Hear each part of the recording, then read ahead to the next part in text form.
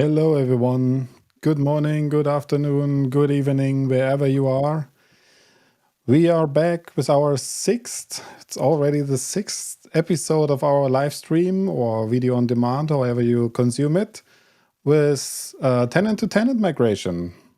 And if someone would have told me this 6 months ago to have a series that long for just tenant-to-tenant migration, I would say, no, you're just kidding me. But yes, before we start into this session for today, I would like to give a short shoot out to Ruud, our guest for today, because of our special topic about devices. We are really happy to have Ruud in our call. And Ruud, would you like to start with the introduction? Yeah, sure. Thank you for having me. I'm Ruud Gijsbers, Ruud Gijsbers Gademakers, working for Avanade as a modern workplace technologist. And I'm mainly focusing on tenant-to-tenant migrations, and with those tenant-to-tenant migrations also on the endpoints mainly. So that will be Intune, Endpoint Manager, Azure AD joint, Hybrid AD joint, you name it, I've seen it. And yeah, therefore, thanks for having me. We are really happy to have you here. This is a special topic. Thomas, you're the next one. Yeah, hi guys again. So it's me, Thomas. I'm also with Avanade. I'm the solution architect for tenant-to-tenant or cross-tenant migrations, with all the focus on the technology up to or down to the user introduction section, which most likely is Michael topics. Lucky talking today about another one where the user is actually physically attached to, as long as he's not using glue. And now for our next really hard topics, Raphael. Hello, sixth time talking about compliance. This is so wonderful. I love you, my guys, my friends. And now, yeah, my name is Raphael Kölner. I'm CEO of Köln Service and of a law company. And I love to talk about compliance and all the stuff around from information protection to data retention, all of this. I'm also a concerned DPO. So on both sides, consultants and DPO. And yeah, I love to talk about it. And back to Michael. Thank you. Yeah, I'm just here to sit down, relax, and enjoy the show, and sometimes talk about user adoption and change management. I'm a CEO, managing partner actually, of a small company about Microsoft Teams, user adoption, change management, project management. And yeah, I'm with Microsoft since quite a while, so I have seen different things, but usually on a single tenant. And sometimes just with the user adoption part, I have some experience with multi-tenants. But actually, that's not reflecting all the knowledge we already have in our previous sessions. And we will see in the next one or two, at least one topic is still open, the adoption part. So I'm really looking forward to this one. Not sure about Power Platform, to be honest, because Power Platform, the short notice on this is it's not working at all. You have to export. And so I'm not sure if it's really worth to have an hour session about this, but maybe we will merge together the different topics. But let me point you to a very, very special session. In 4 weeks, we will have a Q&A session. And we are looking for your questions. If you have anything, put it in the comments wherever you consume it. Put it in this form. You may have some special questions. You may want to have these as answers during this live stream, and it's device related. Don't hesitate to put your questions into this, and we will answer these questions, hopefully. Otherwise, we will come back with the answer. But I can make the promise we will do. Always be baldy. No question unanswered. So that's the plan. But for today, we will talk about devices. And devices, already had a quick chat with Reed before. I thought it's already complicated when you migrate devices from one domain to another domain. You may have a merger and acquisition over there. I cannot imagine what's going on when you have let's talk about devices. The different types of devices, maybe. Let's start maybe with this one. Is this a good point? Yeah, that sounds good. Well, first looking at Windows devices, you have the opportunity to add a hybrid AD join them. So they'll join to your local Active Directory and your Azure Active Directory. Basically, that's the least wanted option. But on the other hand, for tenant-to-tenant migrations and user interference, it might be even the best option. I'll come back to that later. You have only Azure AD joined. Well, in a tenant-to-tenant migration, if you only have Azure AD joined and you want to go to another tenant, then it's basically wiping and reloading the device and enter it to the new tenant.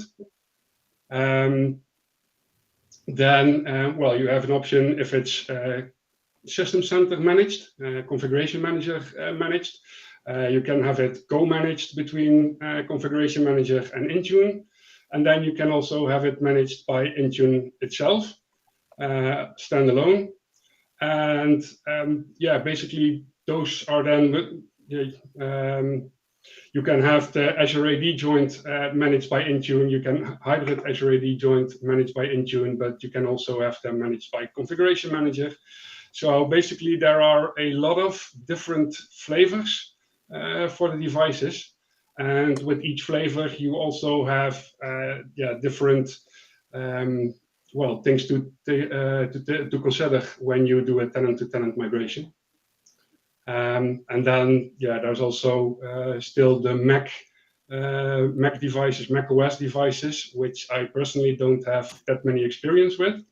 But those are less, those have less issues than the Windows devices, because there are less flavors for Mac OS devices. Maybe Wow. if I just put some pressure on it. Look, we have forgotten one part. We have also mobile devices, right? iOS and Android, not to forget. So just making it complicated. And that's actually what we always experienced in a cross-tenant migration. There is all these kind of flavors Ruud actually mentioned at the moment. Thing is, we not only have the device itself, but we have also the user profile.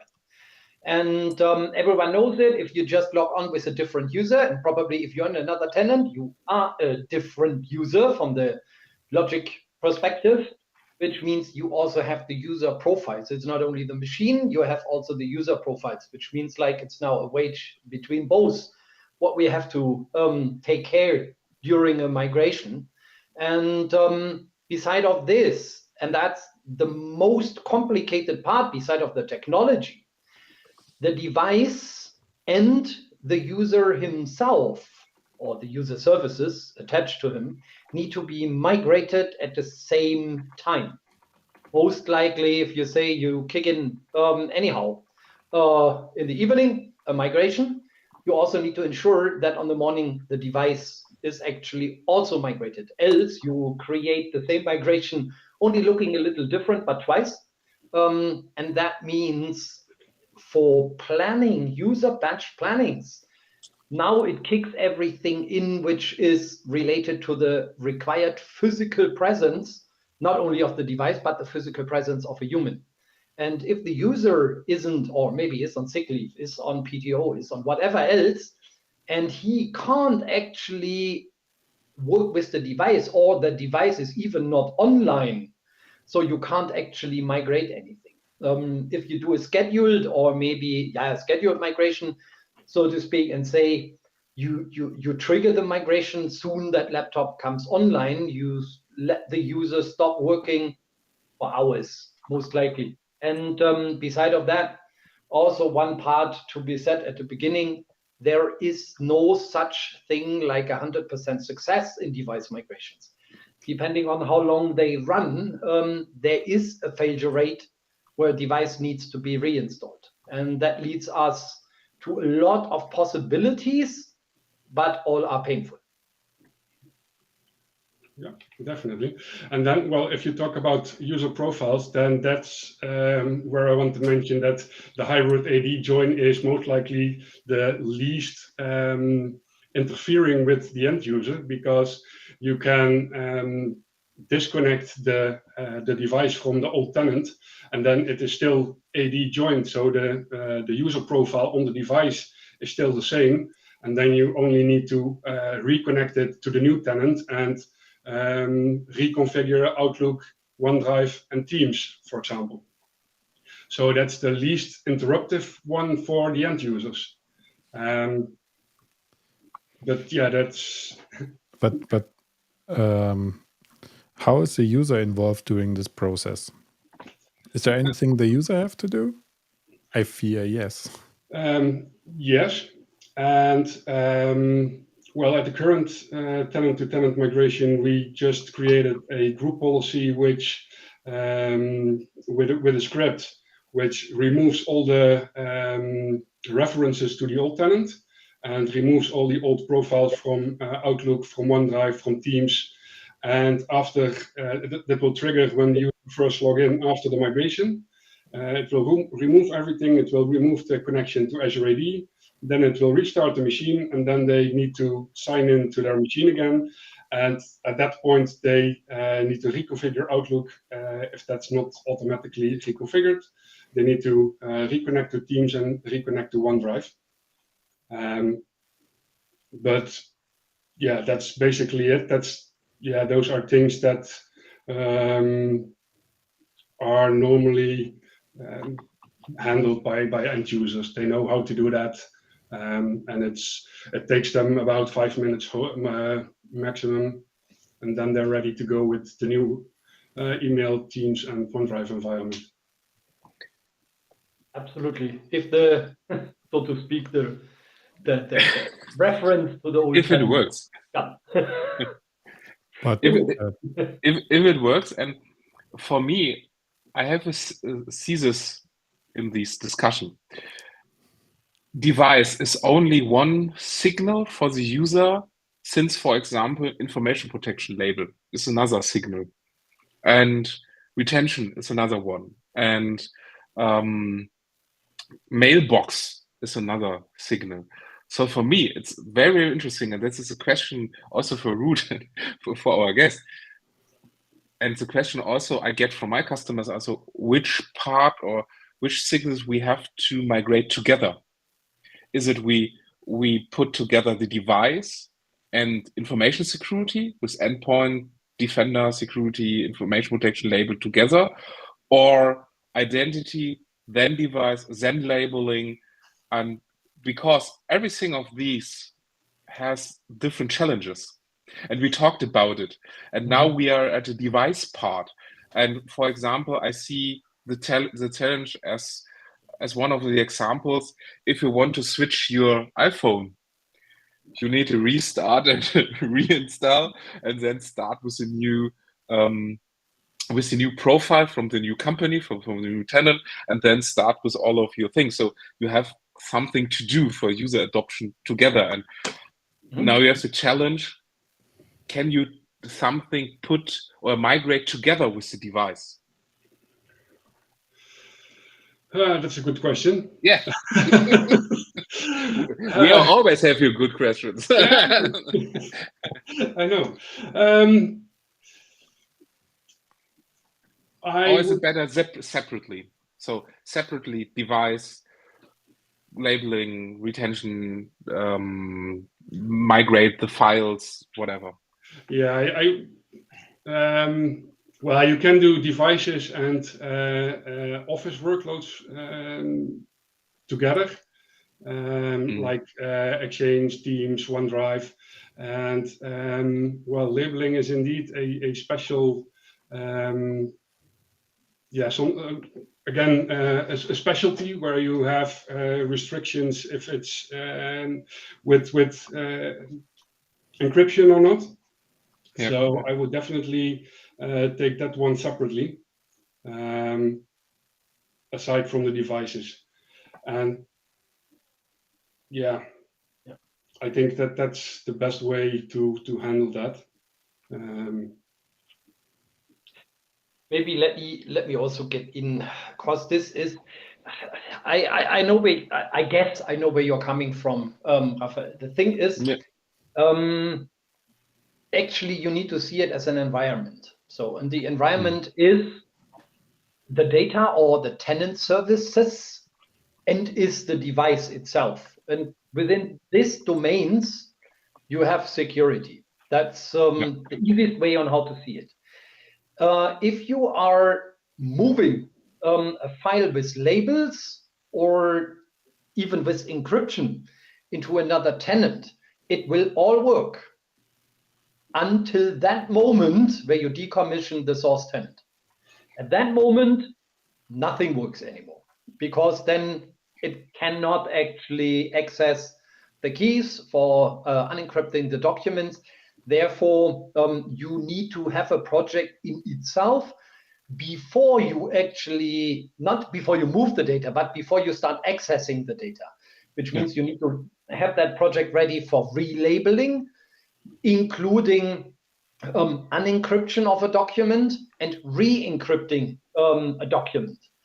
And then there is a possibility that is hyper complex, and I guess that you could talk even, or maybe we can make an 8th stream or live session by just only talking about AEP and handling multiple keys. But there is, so to speak, very simple set that is simpler to talk about rather than doing it. But you can extract the key from the source tenant and bring it into the target tenant. Then at least it stays something. If that's compliant or not, it's a complete different topic, I guess. But it's not therefore attached to the device. That's a pre-work, so to speak. If the pre-work is done, then again it falls all together, and then we need to see what we do on the device itself. Soon it comes online again. It has at least access into both tenants. And then it could also apply certain parts for labeling, depending on how the migration strategy on labels and encryption looks like. Luckily, that is not depending on the client. So, Ruud, you were talking about the best case. I heard that. For the worst case, let me guess. The worst case is you have a on-premises managed hybrid joint device, or maybe what was the other one I thought about? Yeah, no, I don't think that's complicated. An autopilot device should be easy, I think. Well, you should think that, but first you need to remove the device from autopilot in the source environment. Okay. And then you need to import the device into the target environment, and then you can do the autopilot part. So there are several steps attached to it, which you need to take into account. So it looks pretty easy just from one autopilot to the other, but you first need to remove it from the source and then add it to the target, and then you can do the deployment. So does that have any impact for the users? Yeah, they need to, well, the devices will be reconfigured, well, reinstalled basically. Just a review. Sorry, it was not precisely. Just removing the device from the old autopilot environment. Does that have any effects for the users? No, as long as the device is still running and doesn't need to be reconfigured, it doesn't have any impact on the device. So it's something that you can do up front. But when it's removed from autopilot, you cannot, of course, you cannot do a re-autopilot of that device anymore. Makes but sense. you can remove them up front, and then also up front add the information to the target tenant already. And then at some point, you need to trigger a new autopilot from the device, or a reinstall basically from the device, and then it will, during the first out of the box experience, it will connect to Microsoft, and then it will see that it's connected to the new tenant, and from there it will retrieve the autopilot information and the autopilot profiles, and then it will just configure it like the target environment is configured. And looking at the on-prem part which you mentioned, there is a option within Configuration Manager to do what is it called? Autopilot for existing devices, and then it will trigger a task sequence to connect it to autopilot. And as far as I know, you can also connect it then to another tenant, because you need to upload the offline autopilot file, which is basically a JSON file. You need to upload that to the task sequence in Configuration Manager. And if that points to the new tenant, then it will automatically also be attached to the new tenant. Okay. Let's, so to speak, make it a bit complicated. Let me summarize it again. We can have it in the source Azure Active Directory only. Yeah. That could be something where you have two options. Either the target part wants to have it in Azure AD, or they want to have it in their on-premise AD and then hybrid. That are this option for solution one. Solution two is the client is only in the target AD with no connect to Azure AD, at least not for the client. And then they can also have a couple of scenarios, like they only want to have it from AD to AD, which then applies to the same logic as we did maybe 20, 30 years ago. It can be to the AD and then hybrid joined, or it can be directly Azure AD joined, which is the complete different path. Now I come to the most complex thing. You have an AD hybrid joint device, which means like now it can have the same scenario. So that could be either only, so the device can stay in the source AD and will be only reconnected to the other Azure AD. It can be only in Azure AD, but it can also be from AD to AD migration, and then it can be hybrid joined, and all the paths looks different, and every path has a complete different, I guess, different approach, user experience, and sequence, and pros and cons.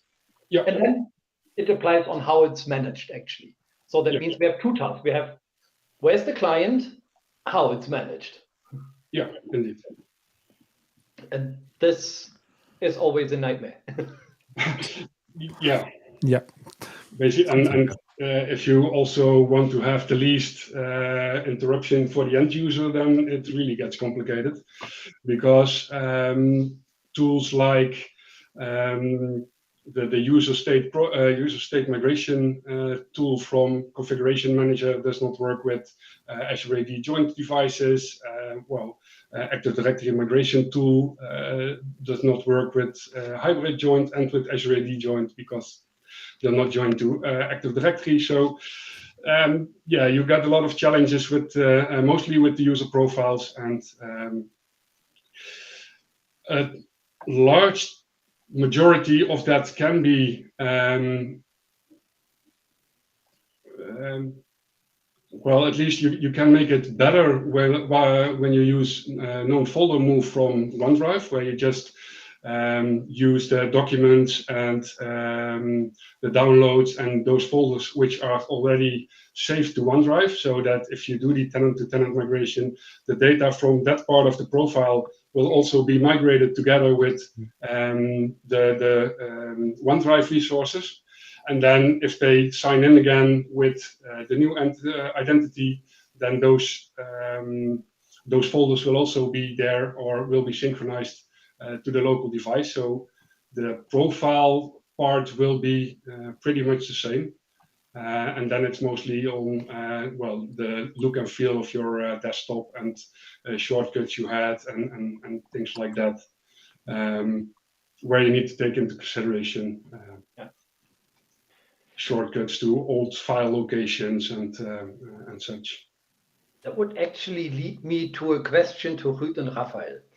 Wouldn't it be the best if clients will never ever, so Windows clients we are talking, will never ever be attached to any AD or AAD and just managed from the cloud?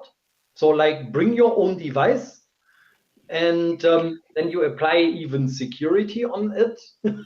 I'm looking on Raphael at the moment. So I don't know. I think for me personally, sometimes I do not see any advantage of an AD on premises or Azure AD joint device. I simply can't see it. So the short answer is it's also related to the way you work.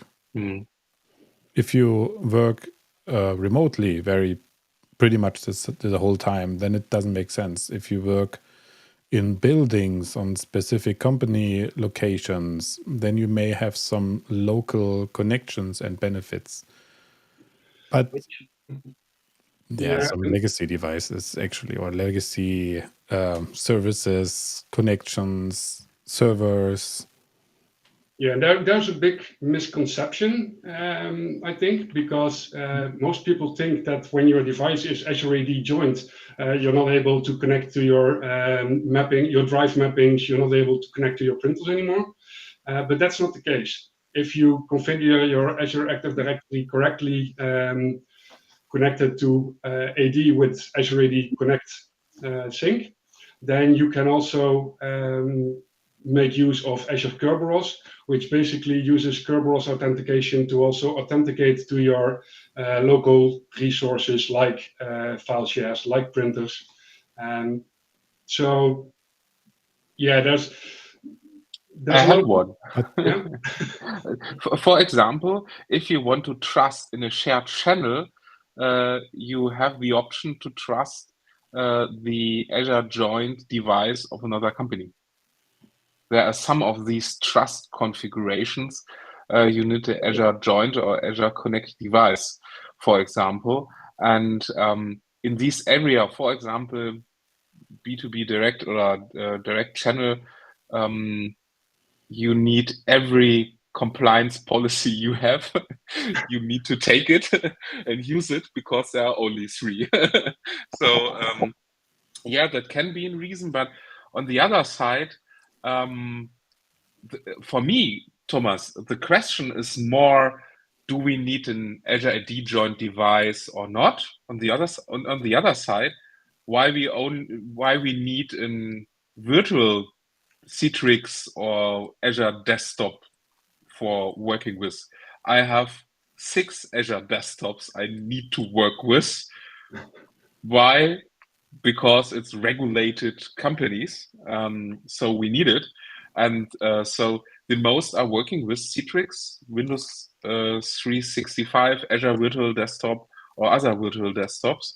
And they said, okay, this is the old view on security.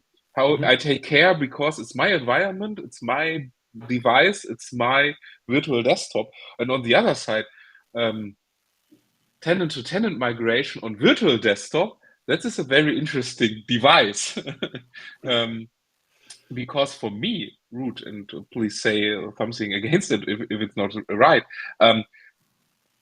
you migrate only the profile. You don't migrate the system, you don't migrate the VM, you only migrate the profile. So why not working only in Windows 365? Or why you need an Azure AD joint device? The same on 2 ways. It's a very good discussion. It's a discussion we opened every time we opened this discussion in tenant-to-tenant migration. But it's not a discussion on tenant-to-tenant migration. It's more a discussion on the results and what you need.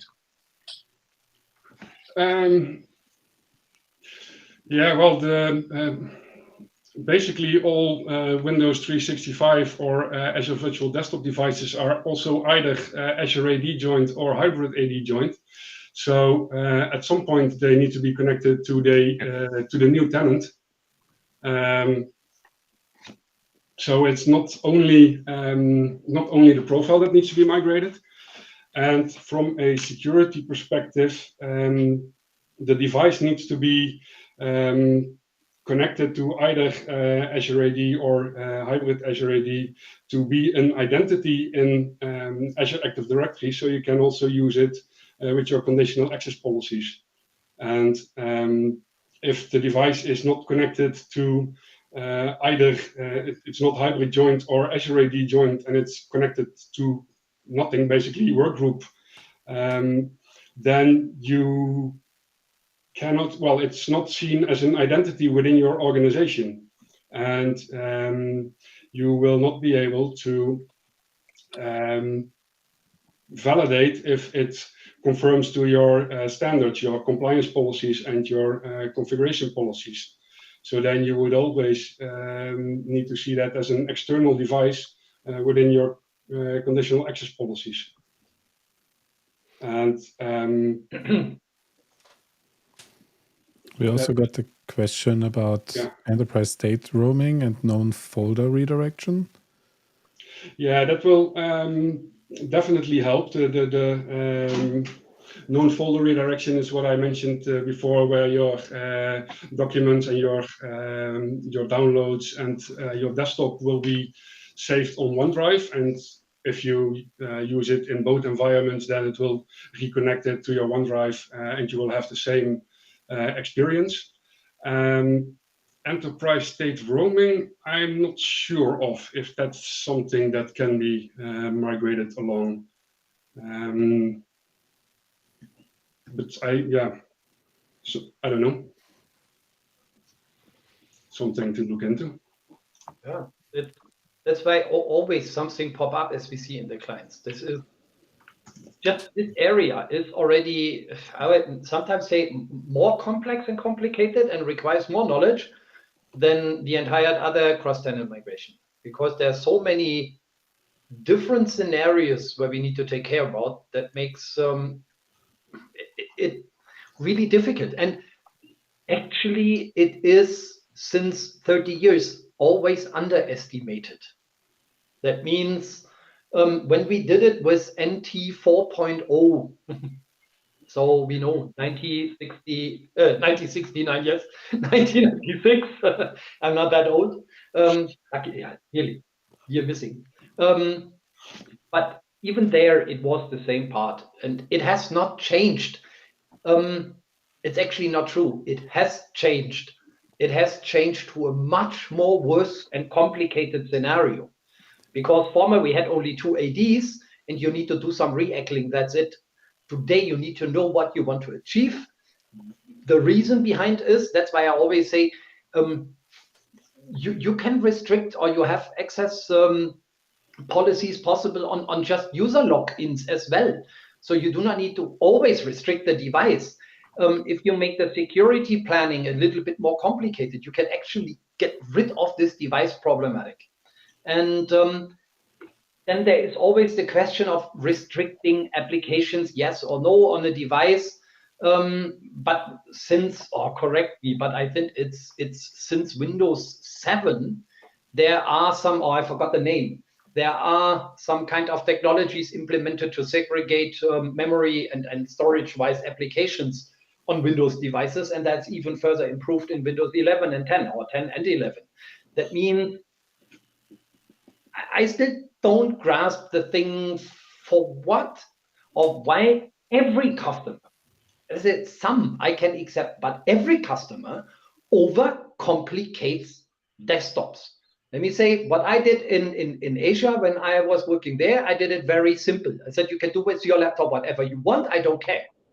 That if you just step in my door and tell me I have a problem, I only click the button and you have a fresh PC. That is simple. So that's the only thing, and everything else was backup, everything was there. And that was not with cloud. So it just simply works. And since we have all application, all data, everything in the cloud, and it can be honestly very strongly protected, there is nothing which can get lost. I agree if we talk about other services, but what service stays on premises? If someone has a file server or SharePoint server on premise, yeah, good night. Okay, then you still live 15 years ago in the past. So get rid of it. Then what else stays? These are isolated applications. If you see it on the Microsoft side, you might use database servers. That's one part. That is a different application. So that means, see, you can even move it into Azure. Most likely that is not that complicated to migrate. And then you have other third-party applications. And why you want to choose a third-party application where your laptop is the weakest point, where you need to make a laptop that safe to run this application. Just get rid of this application. Get another. Because sometimes it's something like SAP, something you're not get rid of as fast as you think. But I know there are. But just give me a second. Just give me a second. I know this is a lame statement from my side, because you can use different authentications and trust levels with single sign-on, even on SAP, and also can use multiple ways to ensure you are authenticated. Also, if you have I wouldn't say ADFS in the cloud. I'm not sure about the right service name, but you can put it, the authentication level, also in the cloud and use it for your on-premises authentication. Yeah. So yeah, I agree. But this is something that most companies are afraid of, and they want to use an old on-premises security level for this. SAP is a very good example. I like this so much. SAP is a visual front end. It is not an application like where you have data collecting towards your client. It's a visual application. And then I just lift this thing next to my head here. It's a mobile phone. That means if I want to extract data, and that works with everything, so labeling, encryption, whatever, if I take a picture, I take a picture. That means then work in a physical room where no device is, or maybe mobile phone or other things are there. So that means I can never ever understand companies who overcomplicate things which can be broken that easy. They restrict printings, everything, but they cannot restrict it from making screenshots with a third part or an external device. And that's why I always say, if there is a weak spot, let's talk about the weak spot to make the migration. The point is, you don't make thousands of pictures in just a second by your phone. So the data loss rate is the risk. Raphael is killing me, I think, but it's pretty low. I make 60 pictures per second with my iPhone. 60. Yes, of course. But SAP is so slow, you cannot get any data or enough data to get that's other story. And no, but this is actually what I meant. But it's not that SAP client is caching each and everything on your device as a physical accessible file. And that's why I'm thinking about when we talk about the migration and see the complexity behind. I always emphasize, always the same arguments I have with each and every customer. It's the same. No, we stay with what we have. You need to migrate it that way. So that means, to me, it makes sense before you touch the devices and make the same mistake again. Think, give yourself 2 or 4 weeks. Think if there's a different concept which could make it in the future easier. That's the only thing actually I say. Okay. So it's I know, I mean, everyone knows me. I always take some extreme counterpart arguments or sides as well.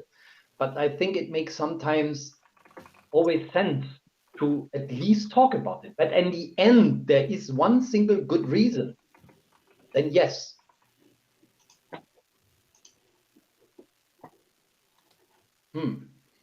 That's something to think about. So, yeah. This crucial access database, access 97. Anyway, sorry, Raphael, for the interruption. No, or fine. That's every time. And if we have now talking about device, tenant-to-tenant migration, whatever, every time we come, and Thomas, you summarize it a little bit in your last statement, please think and keep it simple. Don't do it too complicated. It's for every migration, for every work, for every administration, for every user, Michael. Or so for me, I think the next stream session is Microsoft 365 administration. Take it easy or whatever. Because if you make it more complicated, you get in trouble. And that's the same what we are talking about, starting with Microsoft Teams. All of you remember the question from our customers and also from our companies. They asked us, okay, can we have 100 different access level in one team? He should see, the other should write, but he should see only the subfolder and he should only see the main folder and whatever. And no, one structure, one easy step. Don't change the default too much, and be happy. And be happy also for migration. So at the end, and Ruth, and we have these open questions with enterprise state roaming. Out of my perspective, it's restart the service in the new tenant and migrate the profiles into the new enterprise roaming state. So for me, it's a little bit the same service like the old Windows profile service. Okay. So very easy. Windows profile service like is the profile service for Azure. I'm using it too, but I don't migrate it. We restart the service. Okay. Yeah. So we that's my last experience. We restart the service. We don't migrate. That's was easier. Yeah. And at the end, we don't migrate the service because the background picture is another one for another company. The profile, the system, the edge favorites, and all of this are other ones. So we said, okay, we don't migrate the old ones. We restart with a new setting. So we don't migrate enterprise state, the profiles itself. We only migrate the known folder, so the OneDrive folder, desktop folder, and then we restart the service and said, okay, here your old one. We restart the service. Please organize your data itself. That's a little bit our discussion. Hopefully, you see our discussion about SharePoint and OneDrive migration. You have the same here. Yeah. Where we had a hard discussion about migrate OneDrive or not. Out of regulatory, the firma brought the company. They get all the data, so migrate OneDrive. Yeah. Well, I wasn't aware of the restart of that of the enterprise state roaming possibility, but that's a good one. And then Defender for Endpoint needs an enrolled device, right? Up until recently, it did, but I'm not sure if it's already out of preview. But at least it is in public preview that you don't need a enrolled device anymore to deploy to Defender for Endpoint. So that's it's not required anymore. Great. But it's good. Yeah, I like it. Okay. I have some devices here. Yeah, but on the other hand, it's still an attention point indeed for your migration that the devices that are managed by Defender for Endpoint needs to be migrated to the new tenant as well. And well, basically the Defender for Endpoint already provides you with some scripts which can help you on deregister from the source tenant and then re-register in the target tenant. But that's at least something to consider. Yeah. Okay. I think we already touched this topic, but I'm not sure if we've covered everything. Mobile devices. It sounds like it was really easy because you just provide a new profile to the devices, and they can re-register or reconnect to the new tenant. Is it that easy, or is there some? I wish. Of course, I knew it was a tricky question. Yeah, it depends on several things. If you do either MAM, so mobile application management, or in Intune it's called app protection policies, or you do full MDM.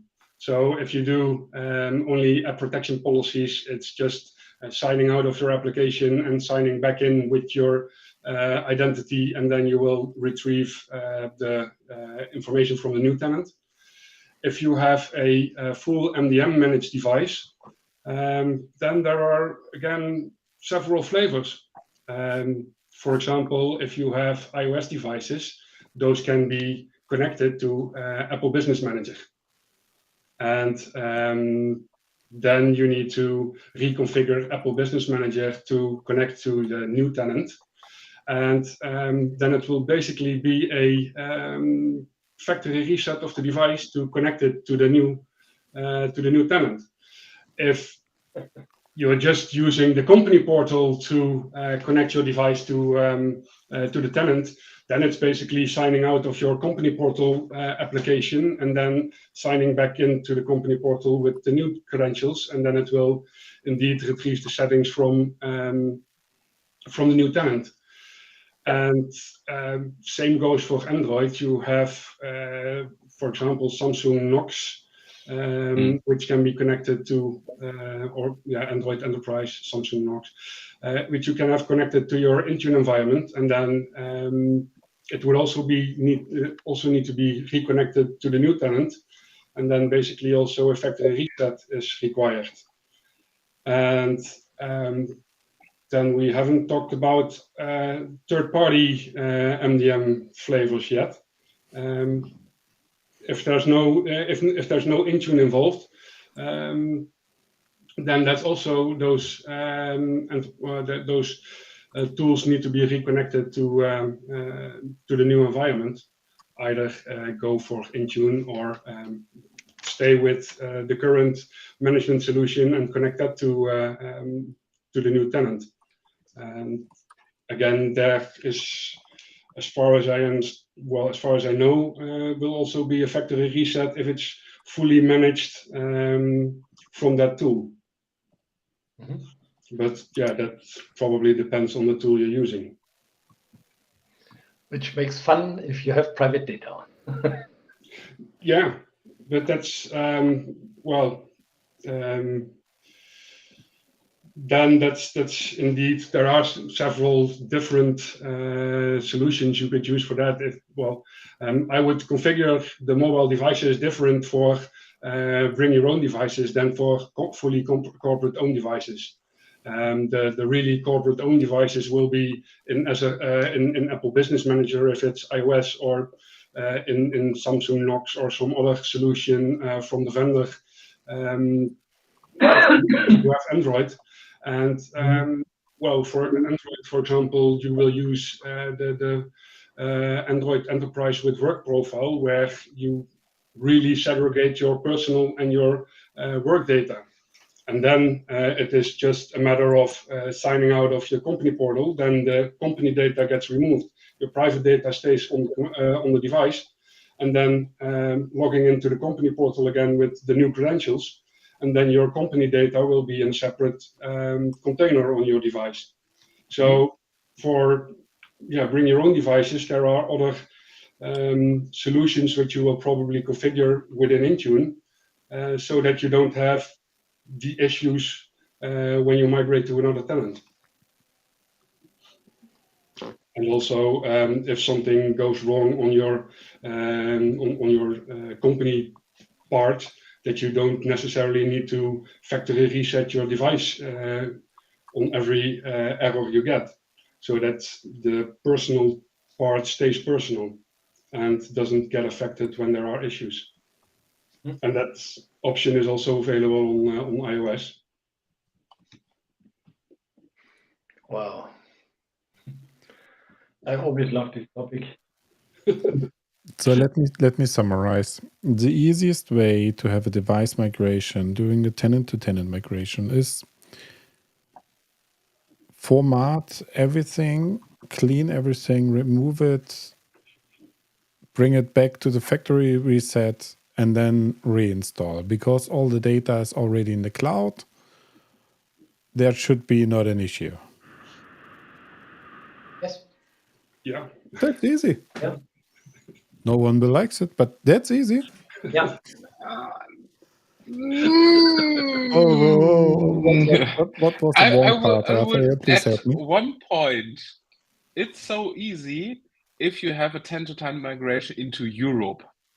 If you migrate outside of Europe to China, to Russia, to a company from Turkey with the KKK, then you have to beware of data privacy and all of the data transfer regulations. If you transfer only in Europe and say data is in cloud and we transfer, all fine. If not, we have this discussion in one of our last tenant-to-tenant migration. We have to look at data protection, data privacy, intergroup agreement. We have to look if the IT consulting company is allowed to move. That's also one. Thomas has this question. This was a question in my mind, and I ask it now every time. And these things. So, if you are on the data privacy and regulatory way, fine. It's only a cloud-to-cloud migration. Yeah. Yeah, for different regions, you also have the multi-geo license you can request at Microsoft. That will probably not solve all the regulation or regulatory requirements, but will at least help in the discussions. Only compliance issue with multi-geo. You can have a multi-geo today in Europe, so a main tenant in Europe. This is a huge step. Before you have only US. Now it's possible to EU, but it's not a part of EU boundary and all of these compliance functionality and agreements. So if you decide to multi-geo, you are outside of these agreements. Currently, hopefully not in the future, but currently you are out. Yeah. So I wanted to quickly come back on the client side, just with a couple of things, because I love this discussion and I bite my tongue already because then we overrun the meeting again. But again, also the question actually Michael raised, and yes, I can in parts agree. Very often, it could go along with even a hardware replacement for clients. That could be either the company where you migrate to has a different vendor strategy or anything like this. If that's the case, go this way, because that makes it less hassle-free. It's more organizational, less technical. And that's always a part.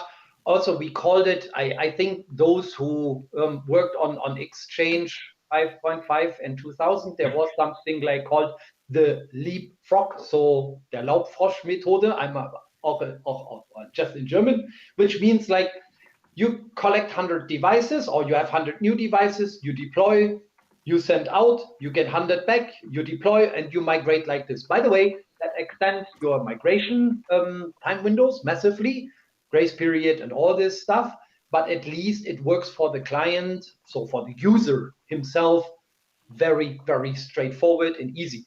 Or if possible, they can come in the office wherever possible, and you do this replacement. That would be definitely one part. I also always recommend to take massively into consideration, because here it comes from one project. Let me give you some overview here. It was hybrid joined, massively controlled up to certain parts where I said, wow, I have no clue why. But at the end, they also said all their 9,000 users, a few ones still worked in the office, needed to be migrated remotely. And that's the ultimate nightmare because you need to have them in different time zones. They need to be online and so on and so on. Furthermore, since it was AD joined on premises, you must migrate even over a VPN connection. Not a problem. But for example, this client here said, our security requirements is a user certificate based VPN. Yeah, that is actually something you can experience that if you are going into the forest, you climb a tree, sit on a branch, take your saw, and then you saw on the tree or bench where you are sitting on. Because soon you migrate, you are in another PKI. So that means also here again, also the path where you migrate through can be a pain. I always want to say in the behind, but that means also see very early at the beginning what it's really required. Simplify the source environment, simplify. As we always say, clear up data. That was also something where I said, don't migrate 1 billion files of log files nobody need, because it takes you one to 2 years before those are migrated. Also to the client, same valid. Go there, simplify, make things happen that it can be smooth. You spare millions. Don't be stubborn like we receive. I mean, we are Germans, luckily not, because now I experienced that in other countries it can go easier. But in Germany, or everyone say it was done in the past like this, it must stay in the future like that. No, you can, but then you pay millions, really millions, and your users start hating you. That is actually a statement on mine to what we've experienced on those clients, and all the make it a little easier solution didn't work through. Like replacing devices, for example, just do a rolling migration, whatever, migrate less people, ask some under their own free will if they want to come into the office. All those things is handleable. But sticking to what it is, don't move. Like we say, run with your head through a wall. In this migration, sure, you can do if you have a very big path. Yeah, couldn't agree more. Yeah. Okay. That sounds like a good summarize, or summarize is the wrong word. That's maybe a good description how you can handle that. Yes, I would say we stop this at this time. And once again, thank you very much for your time and your expertise, Ruud. Thanks for having me. You're very welcome. I would like to point one more time to the questionnaire where you can put in your questions for our Q&A session for about 4 weeks. The next session will be about user adoption and the tricky parts when we have the different topics. Maybe not every topic, because we already had different discussions about the different topics and how you can handle user adoption in these specific places and in these different scenarios. But the general idea about the way how we can handle user adoption during this complicated, difficult time for users. And therefore, thank you very much for your time, and hope you enjoyed the sessions. Give us your questions. See you in 2 weeks with user adoption, and have a nice evening, good morning, good night, wherever you are. Thank you. Let's fuck it. Thanks. Thank you. Bye-bye.